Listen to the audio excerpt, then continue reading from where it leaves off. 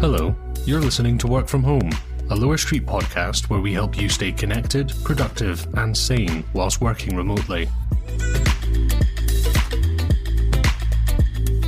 Today, we're looking at why all these video calls can seem tiring, how to back yourself up, and some stretches to keep your neck limber and pain-free.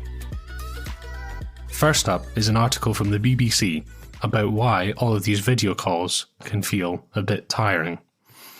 Now, I don't know if you've experienced this, I certainly have, but it can get a little bit tiring, even just emotionally, trying to keep a good connection with all the people that you talk to over video on a given day. And I know for a fact that I don't talk to that many people over video, or certainly not as many as other people do. So I imagine that this idea of video call fatigue is definitely real for a lot of people.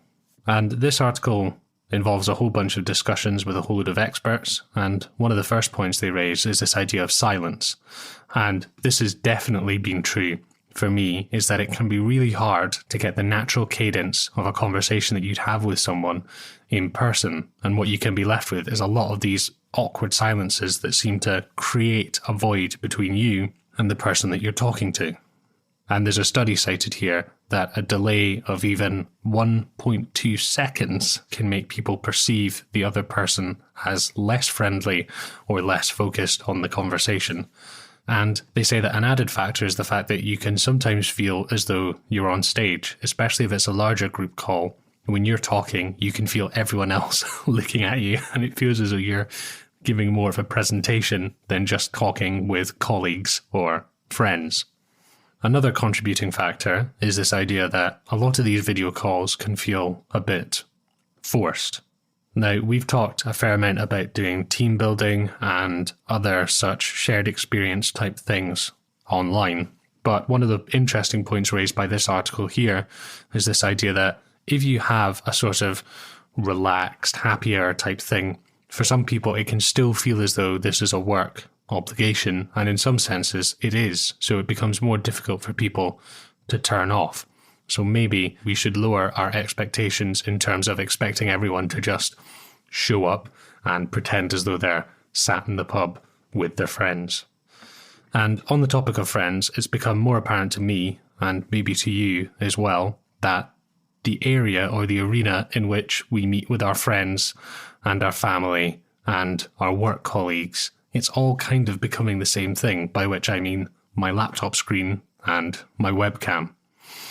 And this means that your work life and your personal life and your family life can sometimes feel as though they mold together, even if you're doing a pretty good job of having lines separating them.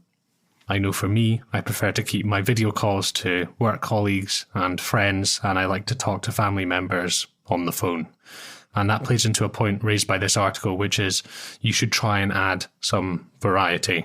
And something that I've found helps is, as well as having phone for family and video call for friends and colleagues, I also like to get out of the house to call family members if possible. And that, as well as adding a different medium through which to talk to them, it also means a different location, and it creates a bit more separation. And I found that to be quite helpful as well. Next up is a site called backblaze.com, and the reason why we're bringing this up is because although it's not particularly exciting, it is important, and that's backing up your files. And this becomes more important when you're working from home because you no longer have access to maybe your company's on-site backups, or you may have always been working from home and you haven't really thought about backing up your data. Now, I have historically been pretty good backing things up physically, but I haven't been great at backing things up to the cloud. And as well as having one physical location, you should at least have one cloud location as well. And Backblaze is a way of doing that. There are other tools out there, but this is a very popular one, and I bring it up to raise the point of the importance of backup. This idea that you can have something running in the background on your computer and it will just constantly keep your hard drive backed up somewhere, so that if you lose the hard drive or if it becomes damaged or anything like that, you can get your data back. And finally, when you're sitting at home at your desk all day, you can definitely start doing some damage to your neck if you're not careful about how you sit. And I've definitely found that if I don't stretch regularly, then my neck gets tight and I'll build up, if not pain, I'll build up a weird neck posture and I'll end up looking as though I'm constantly hunched over. So in the show notes of this episode, we have a video link to Heal Your Neck with Yoga Norman. It's a bit of a blast from the past. I'd say it's a bit 90s, although it may have been filmed in the 2000s with 90s technology.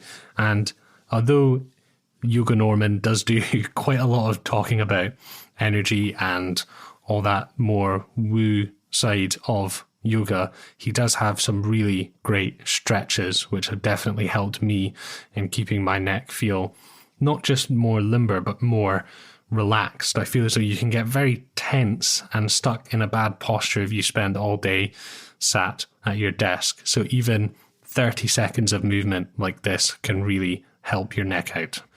Go and check it out. Links to that and everything else are in the show notes. That's it for today's episode. Do you have stories about working from home that you'd like to share with us? Tips you'd like to hear? Or topics you'd like us to cover?